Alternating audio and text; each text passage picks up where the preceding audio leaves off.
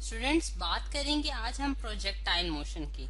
अब सबसे पहले ये हम देखना है कि प्रोजेक्टाइल मोशन हमारे पास कौन सा मोशन होता है। उसके लिए मैं आपको एक फिगर दिखाती हूँ। जैसे कि यहाँ इस फिगर में आपको ये दिखाया जा रहा है कि हमारे पास एक बॉल है जो कि रेड कलर से शो की जा रही है, और उसको मैं जो है वो जो है एक वेलोसिटी के साथ एक मतलब कि एक फोर्स लगा के जो है उसको मैं ऊपर की तरफ उछाल रही हूँ। और वो जो पाथ वो फॉलो करता है, जिसे हम कहते हैं कि ये पैराबोलिक पाथ हम इसे कहते हैं। मतलब कि अगर इसे ज्योमेट्रिकली देखा जाए तो ये हमारे पास बेसिकली एक पैराबोलिक पाथ होता है। ठीक है, जो पैराबोलिक पाथ फॉलो करता है वो उस तरह के मतलब कि मोशन को हम क्या नाम देते हैं, प्रोजेक्टाइल मोशन। ठीक है, ऐसा मोशन हमारे पास क्या कहलाता है, प्रोजेक्टाइल मोशन। अब इसकी जो डिस्क्रिप्शन है यानी कि इसको डिफाइन करने का जो एक हमारे पास फिजिक्स में जो वे है वो ये है कि ये हमेशा टू डायमेंशनल होता है। अब टू डायमेंशनल को मैं यहाँ एक्सप्लेन भी करती हूँ कि हमारे पास टू डायमेंशनल का यहाँ क्या मतलब है कि टू डायमेंशनल मोशन जो है अगर कोई बॉडी एग्जीक्यूट करती है तो हमारे पास वो प्रोजेक्टाइल मोशन कहलाती है। और दूसरी चीज जो इसमें कहलाती है यानी कि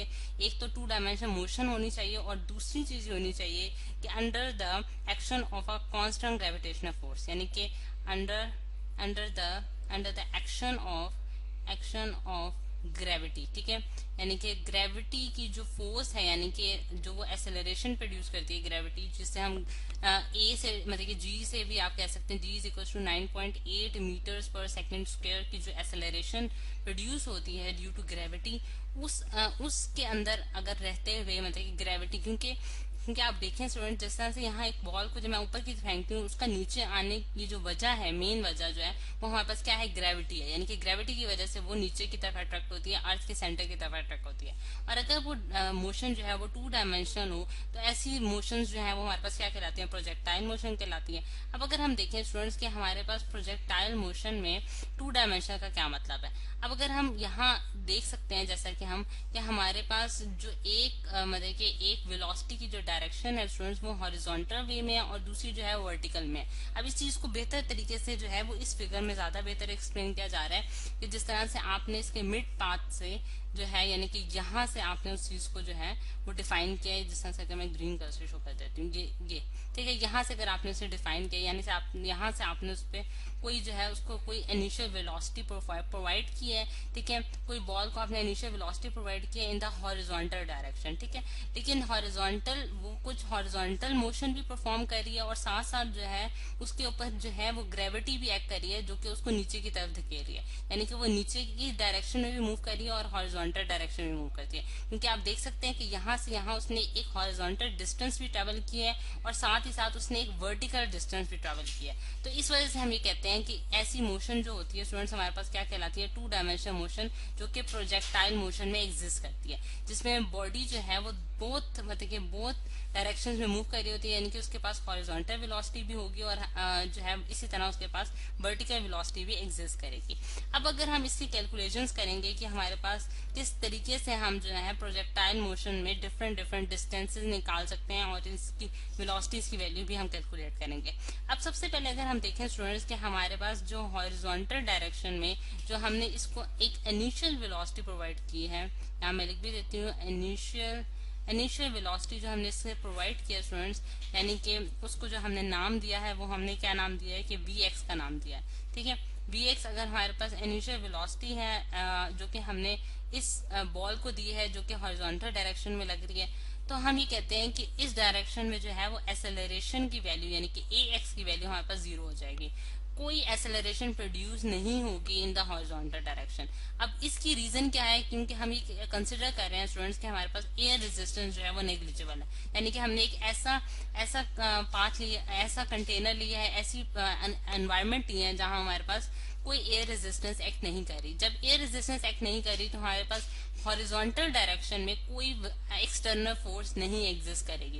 यानी कि एक्सटर्नल, यहाँ मैं लिख भी देती हूँ, कोई एक्सटर्नल फोर्स जो है वो नहीं लग रही, नो एक्सटर्नल फोर्स एग्जिस्ट करती है। ठीक है, यहाँ मैं लिख भी देती हूँ कि external force do not exist. ठीक है, अब जब हमने कोई external force in the horizontal direction नहीं देख रहे, तो इसका मतलब है कि उसके ऊपर जब कोई एक्सटर्नल फोर्स नहीं लगेगी तो वो अपने हॉरिजॉन्टल जो उसकी वेलोसिटी होगी उसमें कोई चेंज नहीं आएगा। जब वेलोसिटी में चेंज नहीं आएगा स्टूडेंट्स, तो हमारे पास क्या हो जाएगा, एक्सेलरेशन जीरो हो जाएगी, क्योंकि हम ये जानते हैं कि एक्सेलरेशन जो है वो बेसिकली क्या होता है, rate of change of velocity.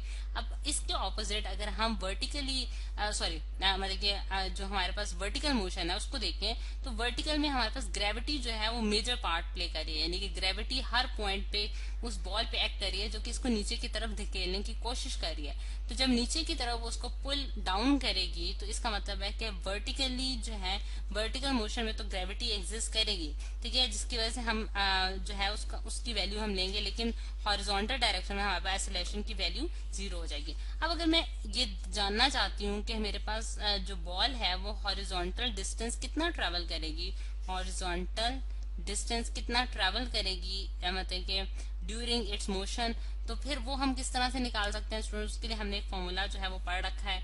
अगर मैं स्क्रॉल डाउन कर लेती हूँ थोड़ा सा स्क्रीन को, कि हॉरिजॉन्टल जो डायरेक्शन आ जाती है वो हम अगर मैं एक्स से डिनोट करती हूँ तो x is equal to v t, हमने फॉर्मूला पढ़ा हुआ है, ठीक है। तो x is equal to v जो है स्टूडेंट्स, वो हमारे पास वो वेलोसिटी होगी जो कि इनिशियल वेलोसिटी हमने प्रोवाइड किया है उसको, ठीक है। तो वी एक्स इंटू टी आ जाएगा हमारे पास।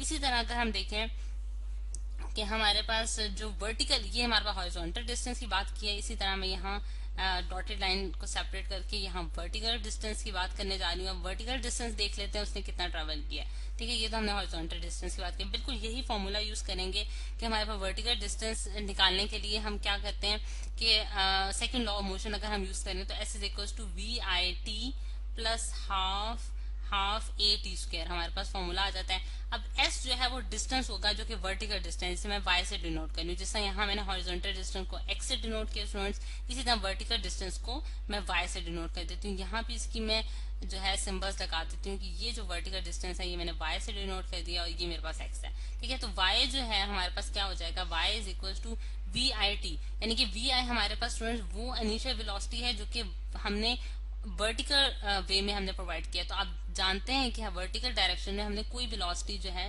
वो अप्लाई नहीं की, यानी कि वर्टिकल में उसकी इनिशियल वेलोसिटी क्या थी, जीरो थी हमारे पास, ठीक है। हॉरिजॉन्टल वे में हमें vx प्रोवाइड की थी, लेकिन वर्टिकली हमने कोई भी नहीं अप्लाई की, तो इसलिए vi हमारे पास क्या होगी, जीरो होगी, प्लस हाफ, और a जो है वो एक्सेलरेशन है। इस केस में हमारे पास स्टूडेंट्स एक्सेलरेशन जो है वो ड्यू टू ग्रेविटी है, तो इस वजह से मैंने a को रिप्लेस कर दिया है g के साथ। और टाइम जो उसने लिया है, यानी कि बॉल ने यहाँ से यहाँ तक पहुंचने में जो टाइम लिया है हमारे पास, वो हमारे पास t टाइम है। तो y इज इक्वल टू हमारे पास क्या आ गया, हाफ जी टी स्क्वायर, ठीक है, हाफ जी टी स्क्वायर। तो ये है स्टूडेंट्स हमारे पास वर्टिकल डिस्टेंस जो कि बॉल ने ट्रेवल किया। अब अगर हम देखें तो ये इस तरह से हम जो है इसको देख सकते हैं। अब यानी कि हमारे पास इसकी एग्जांपल्स अगर देखें स्टूडेंट प्रोजेक्टाइल मोशन की, तो हमारे पास बहुत सारी एग्जांपल आ सकती हैं। जिस तरह से हम कहते हैं कि अगर हम मिसाइल को लॉन्च करते हैं लॉन्चिंग पैड से, तब उस केस में हमारे पास जो है वो भी हमारे पास एक प्रोजेक्टाइल की एग्जाम्पल है। इसी तरह क्रिकेट बॉल को जब आप बैट से हिट अप करते हैं तो वो भी एक प्रोजेक्टाइल है। इसी तरह डिफरेंट केसेस जो कि हमारी डेली लाइफ में एग्जिस्ट कर रहे हैं वो प्रोजेक्टाइल मोशन को एग्जीक्यूट कर रहे होते हैं, और ये बहुत हमारे लिए इंपॉर्टेंट है।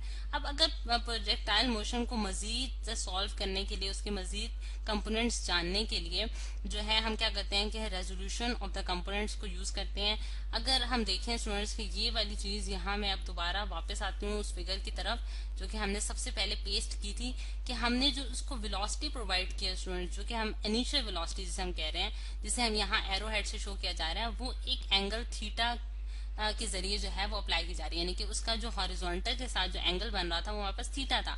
अब ये जो कंपोनेंट है वेलोसिटी का, यानी कि ये जो हमारे पास वेक्टर है वेलोसिटी, इसको अगर हम रिजोल्व करें दो कंपोनेंट्स में, तो हम जानते हैं कि हमारे पास ये रिजोल्व होकर हमारे पास जो दो कंपोनेंट, क्योंकि ये हमारे पास क्या है स्टूडेंट, बेसिकली इनिशियल वेलोसिटी है, यानी कि ये इधर अगर मैं लिखूं तो ये हमारे पास वी आई है, इनिशियल वेलोसिटी जो कि हमने प्रोवाइड किया। तो v i cos of theta जो है वो इसका हॉरिजॉन्टल कंपोनेंट आ जाएगा, और इसी तरह v i sine of theta जो है स्टूडेंट्स हमारे पास इसका वर्टिकल कंपोनेंट आ जाएगा, ठीक है। तो ये दो इसके कंपोनेंट्स हो गए हमारे।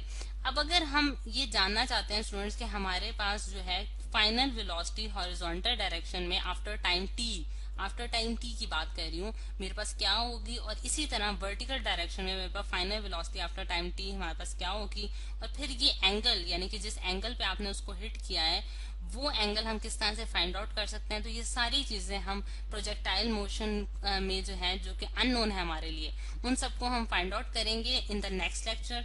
तो हम नेक्स्ट लेक्चर में इन सारी चीजों को कंटिन्यू करते हैं।